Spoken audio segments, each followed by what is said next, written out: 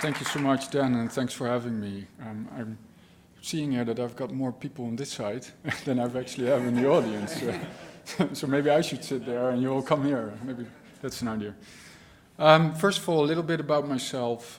So introduced by Dan already, but so I've got a lifelong career in GE, which is world's largest industrial company. And I'm saying that because I understand the corporate world and I understand the industrial world. But by being in that company, I thought, hey, there's a new world coming up there, which is the sharing economy. And that's where I started Equivi as a founder to produce and introduce in our industry the sharing concept of assets. Interesting enough, it doesn't exist. So going through that fast forward journey, we're at some logistics conferences. One of them was in Paris, and Christophe Lautré, your outgoing president, was in the audience, and since then, rest is history. I'm here to present you not only what logistics asset sharing and logistics can mean, but also what we're actually doing. Okay. Before I go there, I've got one very simple question: is who thinks he's a disruptor in our industry? Yeah. So a vast minority, right? So today I'm inviting you all to look at my presentation and my speech to the eyes of the disruptor. So imagine yourself being a startup for a moment. Yeah? All right, here we go. So this is what we're doing. So Equivi is about creating the possibility to share assets in logistics and transport when people are not using it. So we all know this problem of underutilization. We all know about sharing platforms in other industries, but it doesn't exist in our industry. So that's in a nutshell what I'm leading. Now this picture I've taken actually from a white paper from DHL, so you understand why the colors are like that. And it was co-written by the strategy director of DHL. And interesting is he takes forklifts as the example, the obvious example to start sharing. Okay? I'll take you up into a more higher level. So sharing in logistics. So the World Economic Forum has actually conducted a study around this together with Accenture. It's already a couple of years old, but it's still very relevant. And they predict it will be 15% of all logistics capacity will be shared by 2025. So that's 7 years from now. Today, logistics sharing capacity is less than 1%. Okay? So I'm sure that we all believe it's going to be 15% one day. But you all now are thinking, yeah, sure, 2025, right? Is that anywhere credible? Okay, so today I will try to give you some perspective on why we believe this is actually credible. But first to show you what's already going on in logistics capacity sharing. So on the left side of the screen you see what's called ride sharing, maybe better known as freight brokerage. Now mind you, most of your customers are doing this. They have started their own initiatives. So you see here a whole cloud of companies. But who are in there as well is DHL by the brand of Saludo. There is Deutsche Bahn Schenker with Drive for Schenker. There's Kuehne+Nagel in there, XPO, UPS. So did I just name the top 10 or what, right?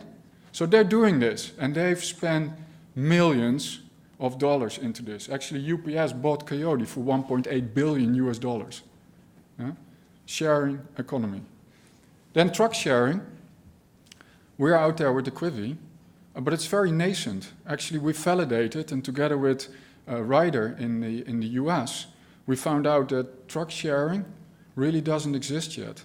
You might find it on some sharing platforms like Equipment Share, who have it as a certain category. Yeah? But it is not mass scale yet. Okay? And then warehouse sharing. Who has heard about Flexi? Okay. I can tell you, a lot of you are probably working for your customer Amazon, or you wish to work for Amazon. Yeah? That might be another story. But so Flexi can deliver the same promise that Amazon gives in the North American market, and that's same-day delivery. And they do that with a network of 200 warehouses. Amazon does it with 100 warehouses. The big difference is Amazon owns the warehouse. They have invested a lot of capex into 100 warehouses. Flexi owns 0. So they are a disruptor to Amazon. Yeah? Flexi was founded a couple of years ago. There's $25 million venture capital in it. That's all it took to deliver the same Amazon promise. Yeah? So watch this space. Okay? So, if I say 2025, right, why can that be credible? So I'm going to do I've studied economics, so I'm going to do some economics one-on-one with you. So first and foremost, is the problem we're trying to solve large enough? Now, when you're dealing with your customers, I'm sure that they all tell you that they have problems with flexing up their capacity up and down, especially when they're working for e-commerce. Yeah? And because of that, they've bought themselves into ownership. You like them to own the equipment that you sell them, right? And because of that, there's underutilized assets in their fleets. But they cannot get rid of it when Amazon Prime Day stops the next day. Yeah? So that's the problem we're trying to solve for. So it's a huge problem, right? Does it create value? Yeah, surely. If I own an asset today and I'm not using it, if I can rent it to someone else, it's immediate profit. So the economics around it is very simple. On the other hand, the one that's gonna rent it has value as well, because he's got a lot more choice. All of a sudden, there are a lot more assets in the marketplace that they could choose from. And then the question becomes, and this is about time, is it scalable? All right? So here we go. Is it scalable? I had some discussions over coffee, actually, with some people here in the audience. I might let you read this for yourself.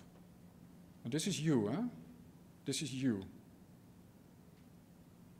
Do you recognize this in your boards? Yeah, we all face the same problem. Huh? When I was doing Equivia and I started it, I had to present this in the board of Tip Trader Services, which at that time was owned by H&M. So we all believe that if we don't do it, someone else will, right? Therefore, we should start doing this. But why, when we know about a lot of disruptions in other industries by sharing economy, some examples were already given. Mind you, for instance, mobility, Uber, Getaround. Yeah, Getaround, I think Toyota has invested actually in Getaround. In lodging, Airbnb, WeWork, who has heard of WeWork? Yeah. Retail, eBay, sharing economy, right? Yeah, major disruptor. So we have seen it, we have witnessed it. And now you're sitting in your board, and you think that in logistics it will be any different? Why? I guess the answer is no, right? So the answer here for me is, if you look at what we're used to, we're on the left side of the screen here. This is how we run our major industrial companies. We have a value chain, we try to optimize it, and we try to create most value for our customers by doing so. But now comes the platform economy. Platforms, who knows platform companies? Who can name one? Airbnb is one. Turo, car sharing, great. Yeah. Someone has heard about Google, Amazon, Apple, Didi, Baidu, Tencent. Did I just name the most valuable companies in the world? They're all platform companies. Now, why is it so much different than the old economy that we know? It's because it's about connections. It's not about relations. So in platform economy, the value to all users is increased when a new user comes on. Yeah? And that's when, if you think about cranking the wheel, you only have to do that once, and then it's kind of self-fulfilling prophecy. Let me illustrate it by the Airbnb example. 10 years ago this day, Airbnb was founded. 10 years ago. $20,000 seed capital. Okay?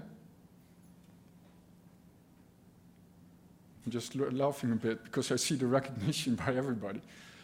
Let me ask you this question. Who knows who is second to Airbnb? Who is second to Airbnb? In valuation, maybe. I rest my case. It's global domination, right? 10 years ago, they didn't exist. Today, they have 4.5 million listings and 150 million users. They're valued at $30 billion. And it's interesting that we are in the Hilton Group hotel now, because Hilton is the second most valuable lodging company in the world with 25 billion. It's Airbnb first. 10 years is all it took. There's 4.4 billion risk capital invested in this company. Yeah? And we haven't seen the end of it yet. They're now into experiences instead of lodging as only, and you name it. So, back to this slide. You remember this one? So what do you think? Are these platform companies or are they industrial companies? Right? All platform. Without an exception. All these companies listed here are platform companies. So they are starting, and they all have the potential, I'm not saying that they will, but they all have the potential to disrupt parts of our industry faster than we think it's going to happen. Right? Back to cobotics, right? Was also discussion. How fast will this take off? Right? Sometimes I think that is the definition of disruption. It's not the impact it makes, but how fast it came that really disrupts us. Because we can see it coming, right? So, therefore I'm happy that the FEM Association is actually inviting students to bring their ideas. I'm not saying that only the millennials have the new ideas. I'm part of a Blockchain and Transport Alliance, which is run in America. And the key presenter on blockchain was actually Don Tapscott, who we know from the book of Paradigm Shift. Yeah, sounds familiar, Paradigm Shift? So this guy is at least 70 years old, and he's the keynote speech about blockchain. So just want to give that. So the ideas are not only with the millennials, right? They can come from you as well. Okay. So with that, I'll give it back to Dan.